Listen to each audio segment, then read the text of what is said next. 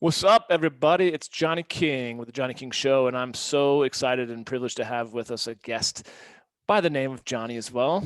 Johnny Elsasser, what's up, man? How are you? Doing well, brother. How are you? Good. It's Jonathan by legality, correct? Yeah. I don't know Yeah. why I gotta change that for Zoom because some people like that I don't have like a strong connection with, or I'm just on their podcast because they asked me to be on there. They'll call me Jonathan, and I'm like, Mm-hmm. whoa, people aren't gonna know who that is. Yeah, exactly. Well, I'm John by legal entity as well, but Johnny, we tend to both like the name Johnny, which is good. Yeah, man, I love It's it. good. It's good. I was fortunate enough to be on your podcast already, which I really appreciate. Was a really good conversation. So we're just swapping seats. But for those that don't know, and maybe are just getting introduced to you, I could kind of go off of your bio in terms of being a former special operations Army Ranger, 4 combat tours. But why don't you tell us a little bit more of your story from the horse's mouth? I'd love to hear just what life has looked like up until now. Yeah, brother, I appreciate that. So honestly, I'll go back to getting into the military because this is always where I feel like my story really started. But Yeah. it was essentially I didn't even know what the heck I was doing after high school. I was a really good soccer player. I was part of the #1 team in California State at the time. Wow. We did really well, but I hadn't done any of my SATs or ACTs. I hated school. I didn't want to be part of it, man. I knew how to get by. I knew how to get by in school, but I wasn't like sitting there knocking out straight A's or anything like that. Yeah. I knew the right TAs. I knew the way to pass a class. I knew how to Same. put in enough work, but I wasn't impressing anybody, nor did I really care to. So I didn't take anything seriously. I just really hung out, loved hanging out with my friends, drinking on the weekends, playing soccer, like that kind of stuff. Mm. So I enjoyed it. But then as I got to the end of the year, my senior year, and I realized all my friends were coming to school with letters of admittance to colleges and things like that, I was like, oh, I'm supposed to have one of these? Yeah. Right. What's going on right now? Yeah. So I Yeah. was like, oh, bro, this is why they were saying go take your SATs and AC. I hadn't applied anywhere. I didn't freaking know how Yeah. important this was. I didn't care. Yeah. Um, no one had really talked to me about it. So I was like, ah, crap. So I get there to the end, and all of a sudden I'm like, well, what am I going to do? I didn't really talk to my parents about how to even get into college or talk about loans. I didn't talk to anybody about that. I had no discussion about it. So I was like, ah, crap. So stumbled my way into a recruiter's office for the Army. And I'll backtrack just 2 seconds here. Earlier that year, really random, and this you could talk about the universe coming into play. A good friend of mine had brought up the special operations community to me for no reason. We weren't talking about going into the military or anything like that. Mm. And he just brings up a conversation about Navy SEALs and special forces and Army Rangers and, pararescue and things like that. And I was like, cool, those Army Ranger guys sound cool. So now Mm-hmm. fast forward back to where we are. I'm in the recruiter's office, and all of a sudden, um, I'm talking to him and I'm like, hey, I'd love to go Army Rangers. He's like, great, yeah, let's get you in. We'll do your like ASVAB. We'll do all these things. You'll do a PT test and all this stuff. So I get in there, and kind of summary of that is I end up going into basic. And after I get through the medical and processing is where you actually truly sign your contract. And when I do that, I'm sitting there across from a separate recruiter, and this is in San Jose, and I'm like, hey, I'd love to get Rangers. He's like, and at the time we were hot in the war. This was 2004. So he's like, hey, yeah, just go to the regular Army. We'll send you to Third ID, which was they were sending over to Fallujah, which was a really bad conflict that we had. Marines were doing a great job there, but it was a really bad fight. Army was doing a great job there. He was like, yeah, you can go over there, Third ID, and then when you get to your regular Army unit, you can talk to them about becoming a Ranger. And I was like, cool. I was 17 years old. I was like, I don't know. Yeah. Like, Yeah. cool. Yeah. Didn't know. And I find out later because I was in special operations. That's not a real great path to have taken. The little asshole recommended it. And I was like, you jerk. Like, Why? but Why do you think they recommended it that way? well, they just wanted bodies for the regular military. So they were sending the regular military in large force to these really bad hot areas because it was early in the war in Iraq. And so they wanted more bodies for it. And I was Mm. going infantry. So, they just needed they needed more people for it. So Crazy. uh, and the pipeline for going special operations means I wouldn't have been in war for a longer period of time, where they wanted to get guys over there as quickly as possible. Mm-hmm. So ultimately I get to basic training, and I was great. I was running 2 miles in about 11 minutes 30 seconds. I was maxing out all my stuff because I was a soccer player, so I was in great physical shape. Yeah. So my drill sergeant comes to me and he's like, "Hey, Elsasser," and I was like, "Oh shit, I'm in trouble." Like, you never want to be called by your drill sergeant. Yeah. Calls me over and I was like, "Dude, what did I do?" So I get to him and he's like, "Hey, what contracts you want? You want special forces? You want rangers? You want to go be a sniper? You want recon? What you want to do?" And I was like, "What?" And I was like, "I'd love to go rangers, drill sergeant." He's like, "All right, get your ass upstairs." So I go upstairs, and next day, same thing happens. We finish eating dinner chow, and I get over there, and he yells at me again, "Hey, Elsasser, get over here." And I was like, "Oh, dude," not even thinking about the contract. I'm like, "What did I do today? Did I do something messed up?" He literally whips out a contract from his pocket and says, "Sign this." Turns around, I sign it on his back. The next thing I know, right after basic training, I'm going to airborne school, and then I go into Ranger indoctrination program. I mean, talk about the universe. It just happened. And I was not, I was a 17-year-old kid. I didn't know how to ask for this stuff. I didn't know where to go for it, nothing like that. So it's all just kind of happened. So I get there and hit special operations, go up to 2nd Ranger Battalion, did 4 tours, 3 in Iraq, 1 in Afghanistan. Decided to get out after I did my 4 years, or 4.5 years at that time. So after I did my 4.5 year contract, I decided to get out, and then I worked for a private company and then protected the U.S. ambassador to Iraq for another 5 years out of Baghdad with a private company. And decided, man, I'd been in and out of the Middle East since I was 18 years old. I was about 28 at the time. So for 10 years, I was in and out of the Middle East. And I was like, dude, I've lived none of my young, like, fun adult life where I could actually legally drink or anything. I didn't have any of that inside the U.S., the place I was, protecting and fighting for and stuff. And I was like, I got to get back. So I get back. I finally find this job that I can take for the government. And it's a massive pay cut. Talk about like just a kick in the nuts. Was just a massive pay cut. But I was like, you know what? I want to live in the States again. I want to be part of the, U.S. economy. I want to be what I fought for and all these other things. So I take the trip back and I take the job, and it's about 6 months after I take this job working behind a desk and realizing, oh crap, I really, really, like, from my early years of being 17 years old, I based my masculinity and the man I was around this big picture of fighting for Americans, of fighting for the flag, for our country and all these things. And my confidence was based in being this sergeant and leader in the U.S. military, or leader in this high level detail protecting the U.S. ambassador. And I'm like, oh, but I'm just punching keys now. What the hell? So I really started to question, like, where my confidence was as a man, who I was as a man now, because I wasn't tied to this bigger meaning anymore. I was like, I'm just a cog in the wheel now. What is everything even for? So it started down this downward spiral for me, where subconsciously and consciously, I just wasn't being my highest self. I wasn't being my best self. I was doing, just doing stupid shit. I was, going and drinking on the weekends, looking forward to the weekends just to get drunk with buddies and talking about dumb shit, nothing that was even below the surface, just superficial, and just not being a good person, in all honesty. And I was like, I woke up in the morning, and at one point, and I also had a wife at the time, and it's my first marriage. And I didn't know who I was, and I didn't really like who I was. I was like, I don't really know who this guy is looking back at me. And that permeated into a struggling relationship, that permeated into a divorce. And then all of a sudden, when all that happened, I realized, like, I got to make a change. And at the time, I'd been friends with my current wife now. At the time, I'd been friends with her, and she was already in the self-development world, and she wasn't trying to push it on me, but she was like, hey, maybe you should read this book. And it was called Excuses Be Gone by Dr. Wayne Dyer. And at first I was like, who am I? Who are these guys to tell me how to be a man, right? Like, I've been at war since I was 18 years old. I've been through this initiation process in the military at 17, all these different things.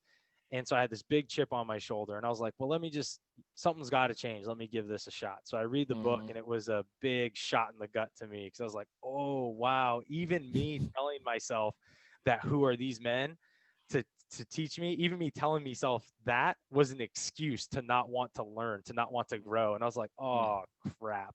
So then I started down the path of self-development. Then I started to get into reading more on what masculinity really was in society, and what did the science even support with masculinity. And then I started to think about all the men that I've served with and how they struggled with relationships and with their kids and with themselves and all these things. And I was like, wow, if I was thinking this way, these guys are all thinking this way. For sure. How can I do something to support them? And so that's where I came up with my podcast. That's where I came up with my coaching. That's where I came up with my wild man experience, was really to start to help men grow, especially the ones that really are the alpha males that have this big chip on their shoulders. Because at the end of the day, most of us that are that way really only will listen to somebody when we respect their background. And so that's really what brought me to fruition today. And that really got me out of that downward spiral and got me into a better mental place to be like, let me start looking at myself and stop looking at everybody else. Let me start taking like responsibility and ownership of my own thoughts and my own actions, and figure out what the root problem is before I start to look out to other people. And that's really where I've come to today, man. Amen. So cool. And so the podcast is called The Art of Masculinity. Yeah. And tell me a little bit more of your thought behind the art versus the science. Why did you go with that title of the podcast? What the science tells us is masculinity is fluid. That's really the key. The science actually, so the real science behind it, and it's very limited. Social sciences on masculinity really only started around the 1970s by actually a transgender woman out of Australia. Funny enough. And but social science hasn't done an in-depth review of masculinity. Number one, we've been founded on a patriarch. So you think men are like, yeah, let's look into why we're doing things, right? No, nobody wants to open that can of worms. Yeah, exactly. So it's been stifled for a long time. So you got Freud, who dipped into a little bit. You have Carl Jung, who dipped into it as well. Then you started in the 90s with like Robert Bly and things like that. There's numerous people who have started to kind of infiltrate that, but early on there really wasn't too much. It was philosophy over science, really. And then psychology tried to get in there, but really the social science was Raywin Connell. And so when I started to look at all this, I started to realize masculinity is incredibly fluid. There's no constant amongst society and cultures. There's not even a constant amongst the United States regionally. Right. You know, a man in New York looks very different from a quote unquote normal man in Alabama. Correct. And that looks very different from a man out of Texas, from California. Like, it's just none of it. It's all incredibly fluid. So for me, I named it The Art of Masculinity, because when I started to really dig into this, I started to realize it was an art, and our life becomes our canvas. And when we look at life, we get to paint the picture of what the man is that shows up in that life, regardless of what society wants you to be. Truly, masculinity is true men, and positive men are the ones that paint their life after how they want to show up for not only themselves, but for everybody else in it, and create a positive impact on society. Because we need masculinity in society. We need the balance of feminine and masculine. That's what makes society flow and go into these, epic golden ages. But when we start to have this masculinity that's developed after societal expectations, because the media says you have to be this way, right? Like, that's where it becomes a very, very big pitfall for men. So I wanted to influence the art of masculinity, because no man and no version of masculinity is the same. You and I may even have two very different versions of masculinity, and neither one of them is right or wrong. It just depends on how we want to show up in this world and what we value as men. Right. The only thing I would say is wrong is when guys are just trying to go out and be complete assholes in this masculinity that's evolved around hegemonic masculinity and the patriarch, like this whole oppressive, authoritative kind of masculinity. That's not good, because that's not positive for society. Positive masculinity is really just trying to build who you are as a man, how you show up, but in your own canvas. So that's why I went after the art of masculinity, as opposed to trying to make this a scientific conversation. But we need to know the science. That's what we're building off of. Yeah, I absolutely. Totally agree with all that. And I'm curious to hear from your perspective. What do you feel like is, I mean, you may have already alluded to it, I'm sure you have in some regards. What do you feel like is kind of the biggest thing that men are up against in their own personal lives as it relates to masculinity and kind of where they find their sense of purpose in their day-to-day lives today? Well, it's such a great question because I think that with men, you can't even talk about purpose yet, in my opinion, because Mm, first off, I think one of the biggest pieces we've missed in Western cultures, there's about zero initiation from boyhood to manhood. And most men that are around today that think they're men, they're really boys. They're just mhm, immature and they've subscribed to a version of masculinity that was written for them that they never went back and reviewed. So they never actually looked at the damage that some of these versions of masculinity do, because the men that were teaching them, maybe their fathers or whoever they looked at as a positive male influence, at least to them, they mhm. may not have had the proper initiation. We're just as damaged. Yeah. Exactly, or just as Yeah. damaged. So they passed on Yeah. another damaged version of masculinity. So there's a lack of initiation from leaders and elders in a positive masculine form in Western culture, which I think is one of the biggest downfalls of what we've had for men and why men are really lost. But the other thing that with men in today's society and why you can't really develop a true purpose is that men haven't looked back at where their foundation of masculinity even came from. Mm, So when I think of this, I think about even, so I'll go dip into the science here for a second, but the social science tells us there's four primary ways that we've developed our masculinity. And one is the essentialist, one is the positivist, one's semiotic, and one is the normative, right? And so out of these four different theories, we all as men, when you actually list them out and read them, we all as men subscribe to one or all of them, and mm, how we've developed our own platform of masculinity based on either people we've looked up to or social influences. And when we take a look at that, if we actually stand in our shoes and say, wow, let me take a review on where I came up with these principles I currently have as a man and these traits I believe are manly, when I take a look at those, do they actually even like resonate with me at my core? Like, mhm. do I really believe that's who I am as a man, or am I just trying to achieve something that's completely unattainable? And this is where men fail, because most of us don't want to have the conversation that Right. maybe we're having an improper outlook of ourselves. We're not even Mhm. really being authentic with who we are.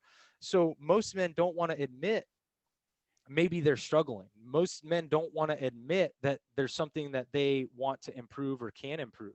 So what I feel like men have failed at is taking that existential review of who they are showing up as every day, how they're Mm, speaking to people, how they look at themselves in the mirror.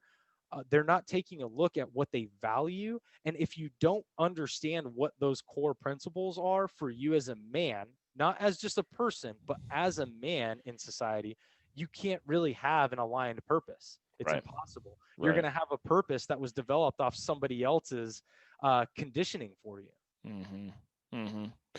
Yeah, that's so powerful, and it makes me think of too, like, the whole concept of we identify ourselves in a certain way, and Mm-hmm. that's our safe place to land, even if it's unhealthy, right? Because prior to kind of really getting into men's work, I was coaching primarily women, men and women, but primarily women for 8 years, through my gyms and through health coaching. And a lot of them, even though they knew their behaviors were unhealthy, leading to obesity and everything else, it was so scary to let go of that and to look in the mirror to evolve into a different version, a healthier version, Yeah. even though they could see it in plain sight. And I feel like the same kind of analogy holds true for men and our sense of identity, because like you said, it's just scary to look at.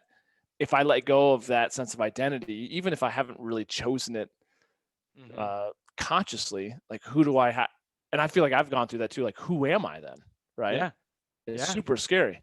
So Absolutely. did you kind of come to that own conclusion, like we were talking about, maybe even before we were recording, like after your time in the military, was that something where you kind of came to your own realization as well of, like, who am I Yeah. and what does that look like? How did you work through that on your own? Yeah. I mean, mine was because I realized my purpose there was no way for me to achieve my purpose in the Mm, current state that I was in. right. So I was like, well, if I can't achieve my purpose, then I'm never going to be happy. So wait a second, how does who I am as a man now how does that show up in my life if I can never achieve the purpose with that man? Mm. So I was like, holy crap, none of this connects. I can't make sense of it. So yeah, I started to question, well, what do I value as a man? And so what I started to do was really value, like, okay, who am I as a man? What's important to me? And if I show, how do I show up in this, let's say, kind of new world? Because I was truly in like a new world for myself. How do I show up as this to be somebody I love first and foremost, because Right. that's the most important thing, somebody I love and somebody who I believe is giving a positive impact to Mm. those people in his family, to those people in his lives, everybody in his ecosystem. And Mm-hmm. I had to really evaluate what that man looked like and what principles he held.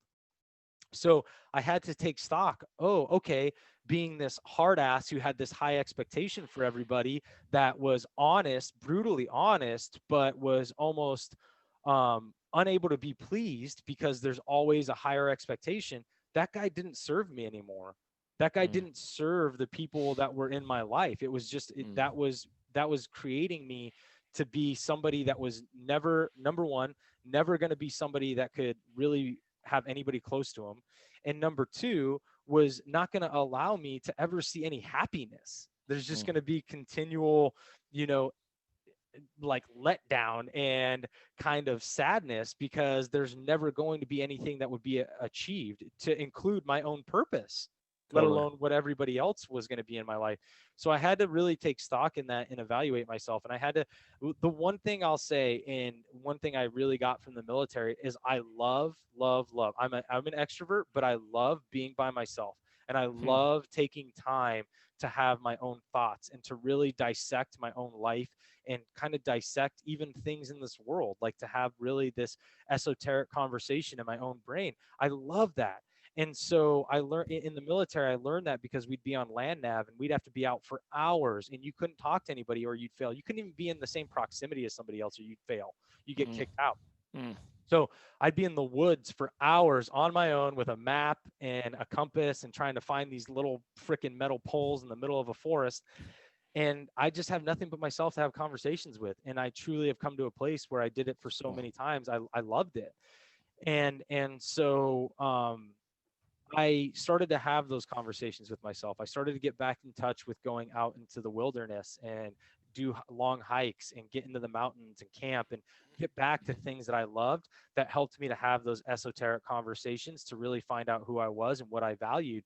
And then when I started to work on that and kind of find those core principles for myself, I started to say, okay, then I need to start doing some work. And then I had to start making, I had to take action. That's one of the hardest things too, is we don't take action. We say that we know what we need to do, or we say like, oh yeah, I can see why, Johnny King's doing this because he started to do this, this, and this, and I want to be like him. But then I take no action on it. Right? Mm-hmm. Like that's where the failure comes into place. So I had to start acting on it. And that's what I did. I started to really look at building myself through listening to podcasts. I started Mm-hmm. listening to people like, both of us know of, and probably everybody that listens to this, Lewis Howes, which he's got Mm-hmm. such a beautiful message in a lot of ways. And then I started to dive even deeper into people like Josh Trent and a few other podcasters that I really, really, like listening to, who have just great messages, not only for men, but for life. And Mm-hmm. so I started to pick out things that I liked, and I started to build my own internal evaluation and started to throw out the things that the old Johnny that didn't serve me anymore, the things from the old Johnny that didn't serve me anymore.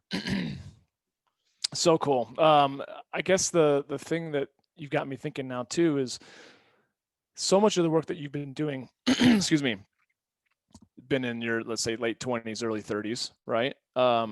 Could you have been, I mean, is it just happening at the right time in your life because your brain is developed and it's the right time? I just feel like it's maybe a lot of these questions and the work that you're doing may have been too kind of overwhelming or heavy to sink your teeth into when you were 17, let's say, you know? Yeah.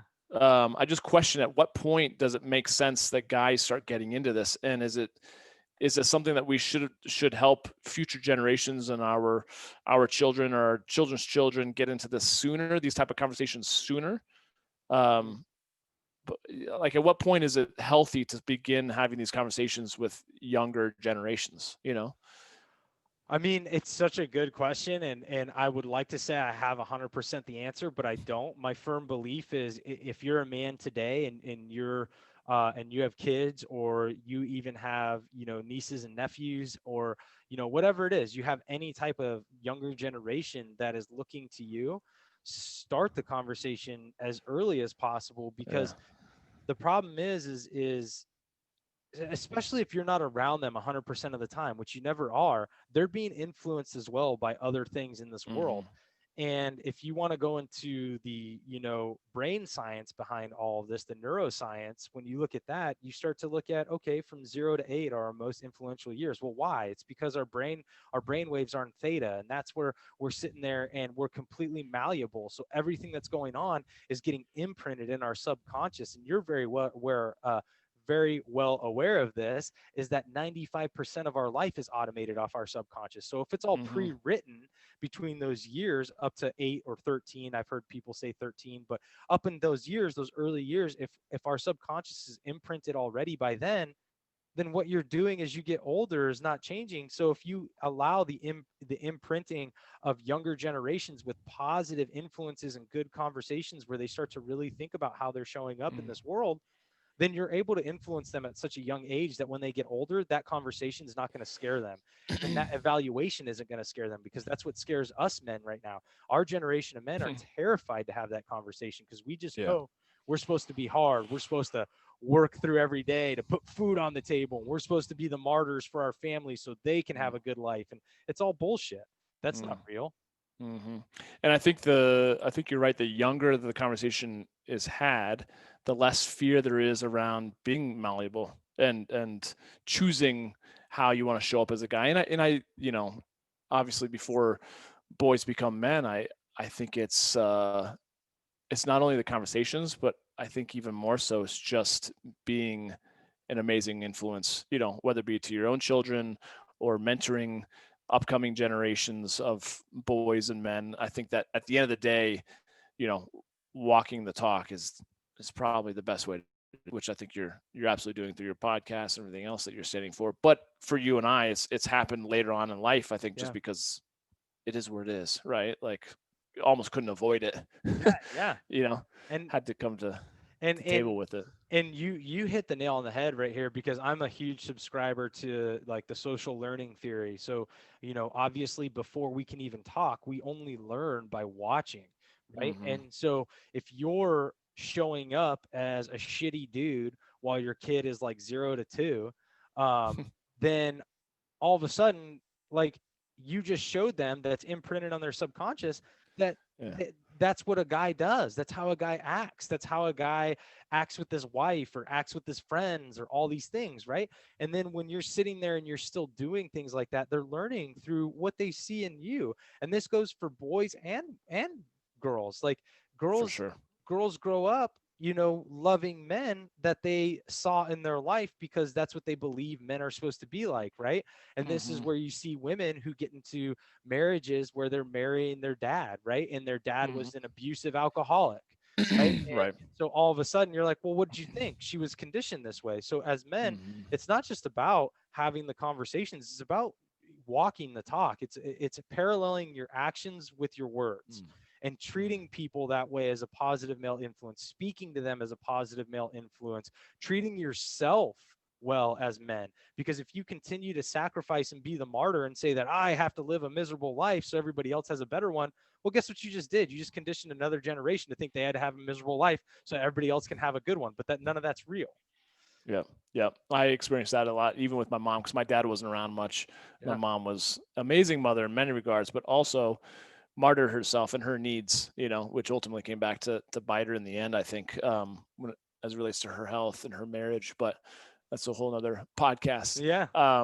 Going back to something you said earlier in this podcast, just talking about that like rite of passage, for boys, for men. In some of the books that I've read, how they've said with our current American society, there's very little rites of passage at this point, right? Very little. Yeah. With the few that happen, maybe you see it in gangs, or you see it in the military, right?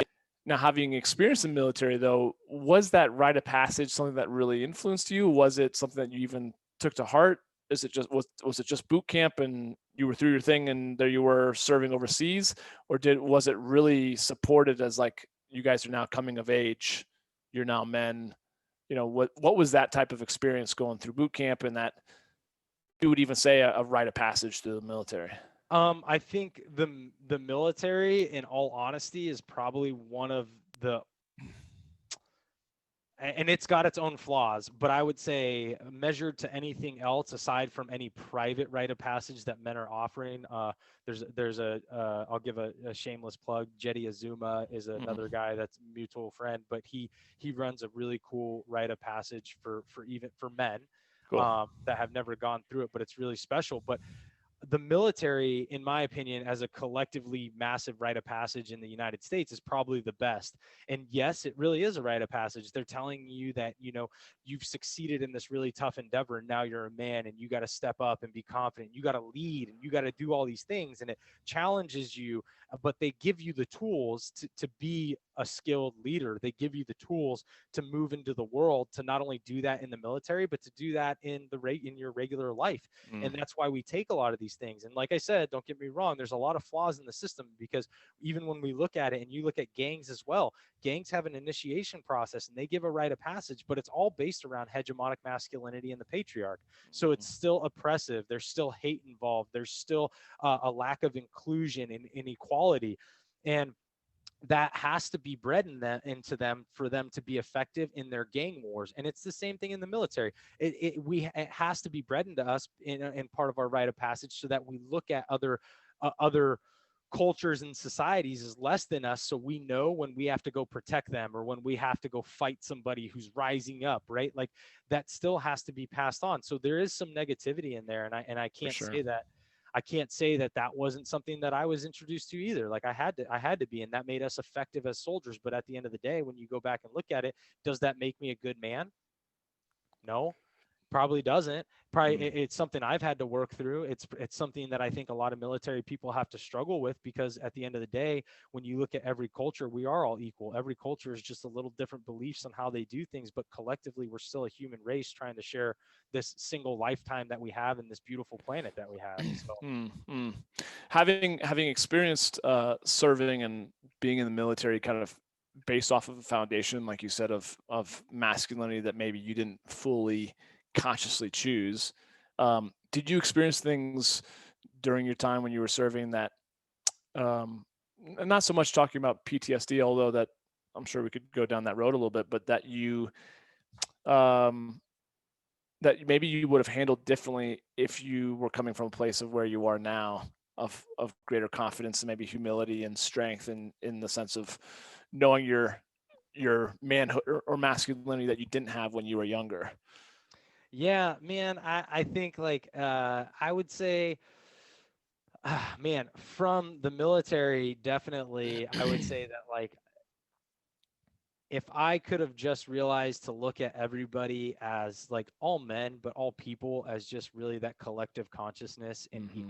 equal, Hmm. um, I probably would have done better for myself. I probably would have been in less bar fights. I probably would have had less chip on my shoulder, less anger towards other people, other countries of people, things like that. And again, it makes you an effective soldier. It doesn't make you an effective man. It doesn't make you an effective person. So Hmm. having said that, like, if I would have realized the power of inclusion, and having that collective consciousness, and having that vision of, every society within this planet is still equal in their own, they just have their own way of doing things, I think I probably would have been a lot happier. I probably would have been a lot more even keel. I probably would have been a lot more just more calm, things like Yeah. that. I see a lot more of that in me now.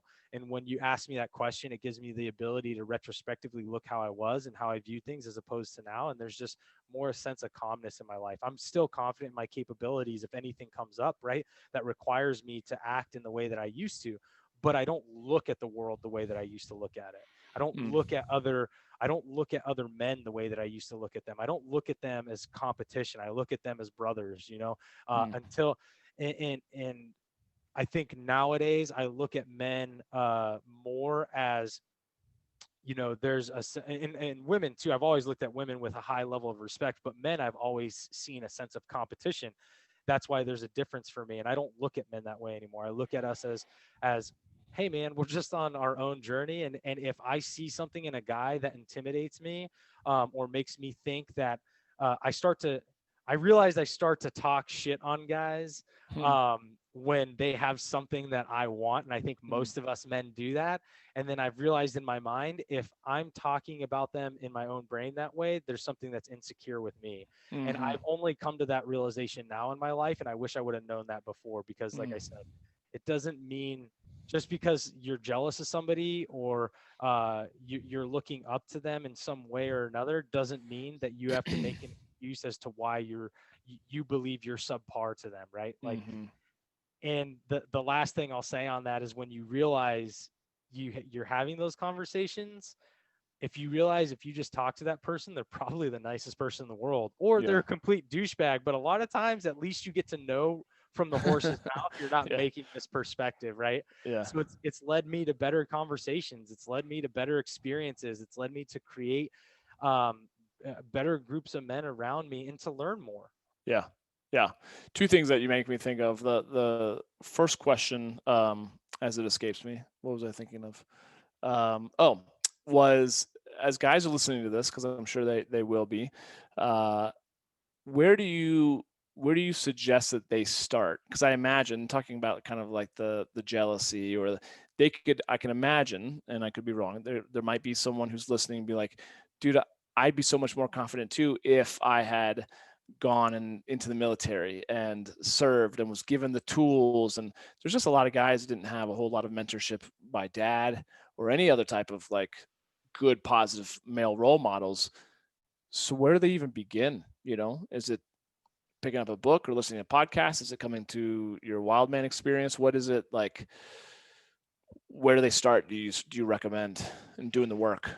I mean, obviously, I always recommend the Wild Man experience, because we do have growth there, and that's where we get into good conversations wrapped in a container of a lot of fun. But I would personally say, if you were to listen to this podcast and right after this you wanted to start, personally, it's you need to take a look at your values. So what I teach men, and how I've coached them before, is that, you know start to take and write down, basically, like 4 columns, right? And in your first column, write down all the things that you value as a man today, based on what you were given in your past.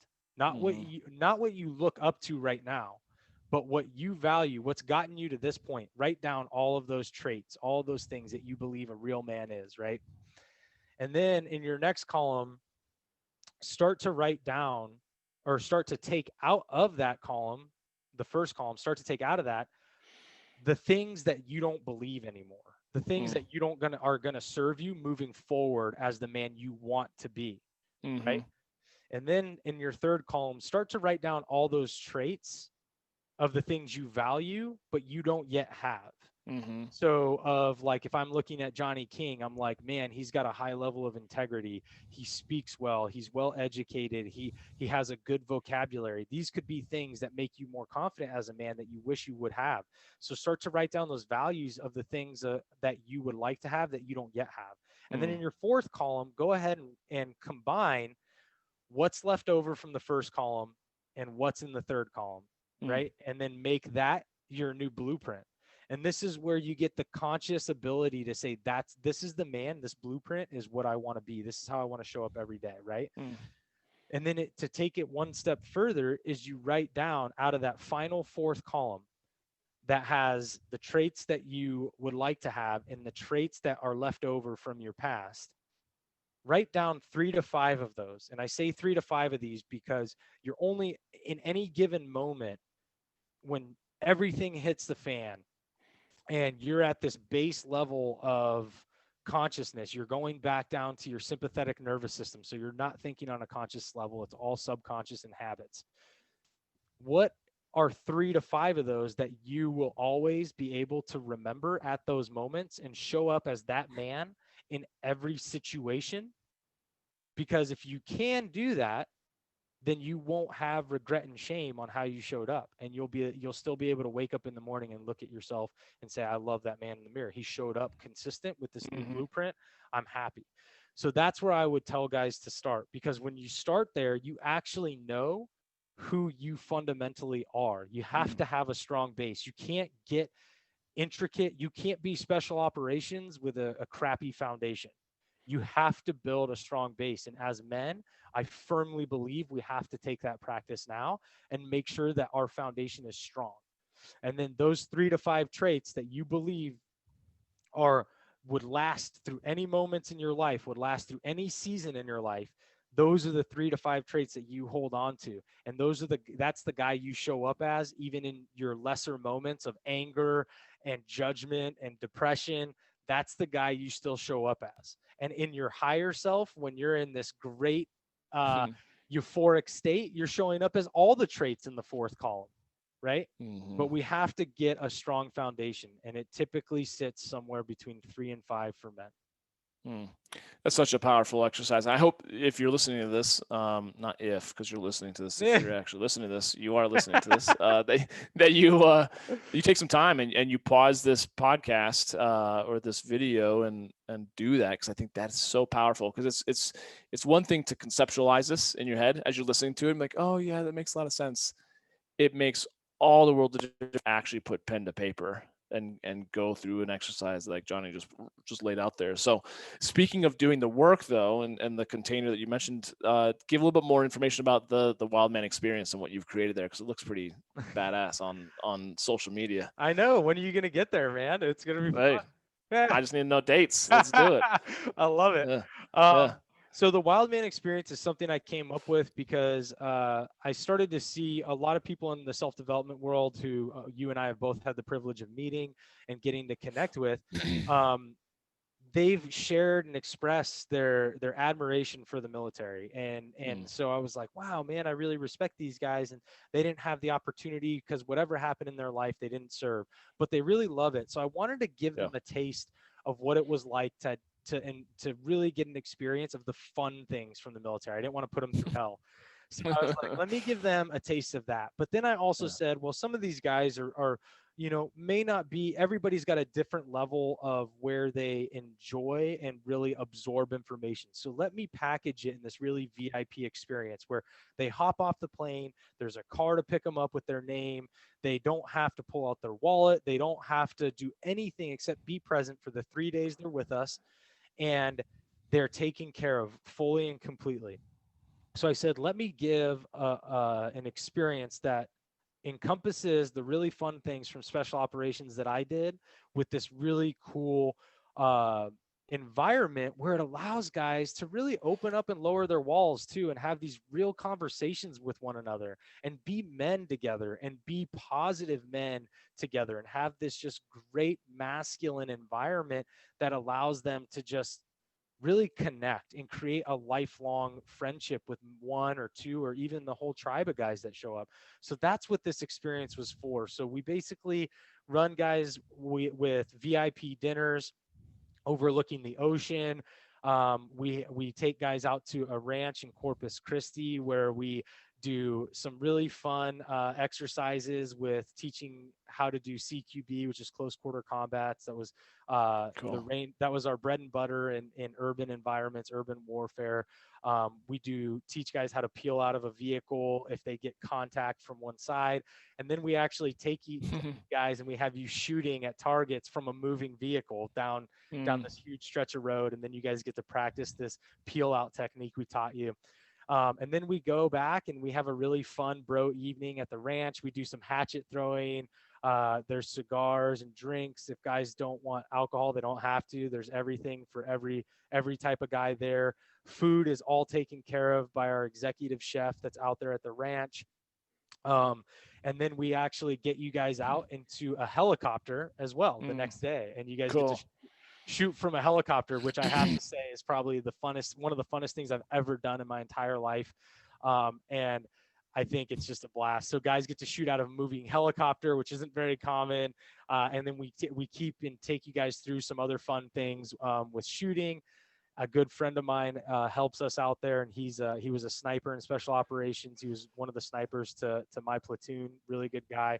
So he helps us as well, and he'll teach you guys some long range shooting. We'll have guys shoot from some really cool, fun distances. So a lot of that stuff, and then we go back the final evening and do this beautiful VIP dinner again, overlooking the ocean. We download over the week. We download the past few days. We have some conversations about what guys are going to take forward into their life, what they can be held accountable. So all these things. And along the way, you guys are getting some really, really cool gifts. So it's just a lot of fun. It's a great, great time. It sounds ridiculous in the good sense of the word. That sounds awesome. So cool. Are you doing any, planning any for 2021? Yeah, brother. So we actually have one available right now. I'm not sure when this episode comes out, but we have one available for February 20, I believe it's 22nd to the 24th. So anybody that's interested, if they shoot me a message, I will get back to them and let's look at getting them signed up. We only have 10 available slots because it's a really tight container. And quite a few of them are already taken up. So I urge people, if they want to get in for February's event, message me now and let's get the conversation started to get you guys locked in. I love it. How can they message you? Where can they find you? So you guys can email me at johnny@johnnyelsasser.com, and Elsasser is ELSASSER, or DM me on IG at johnny.elsasser.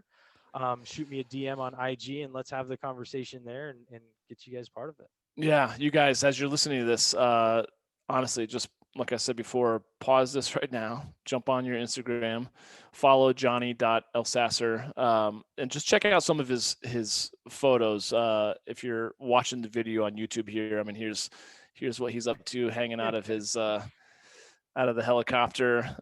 So cool stuff. I mean, the stuff that you're doing is really amazing, and the way that you're kind of stepping into creating the life that I think you probably have always dreamed of creating is pretty freaking awesome, and bringing guys along with you. It's just cool to rub elbows with you, and like you said, your genuine kind of authenticity of just how you show up as like another fellow guy, and just so forthcoming, like we did on your podcast. It's like, hey man, I'm happy to help you out in any way that I can. It's rare that you meet guys like you who really genuinely want the best for everyone. And I think that's just amazing karma, if you will. So I appreciate you being on the podcast, man.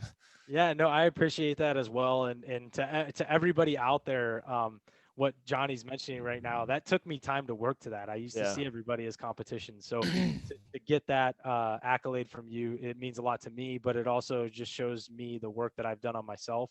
And so I want to just urge everybody out there that you're never too far along in life that you can't make those changes. If that's how you want to show up, you just have to make the decision to show up that way. Amen. And to just know, like you said, that it's not going to happen overnight. Yeah. I mean, there's so much that you have to unpack, and it's scary, but that I feel like you were warring out there in the world. For a lot of guys, I feel like the war is internal, and it's that battle that we have to kind of overcome against mediocrity or against the old programming and the way that our fathers or grandfathers, great grandfathers were. We have to be willing to step up and do that work. Otherwise, like you said, you just kind of pass the torch to the next unassuming generation, which is not, I feel like, our best use of our gifts here on this planet. So awesome, man. Well, thank you again for joining me. Absolutely. And again, if you guys want to check out his IG or shoot him an email, there's probably a lot of good stuff that he's got going on here in 2021, and this will definitely be coming out before the February time period, so people will hear it and hopefully reach out to you. So thank you again, man. Appreciate you so much for being on. Thank you, brother. All right, you guys, take care. Enjoy the rest of your day. We'll catch up with you on the next podcast episode of the Johnny King Show. Cheers.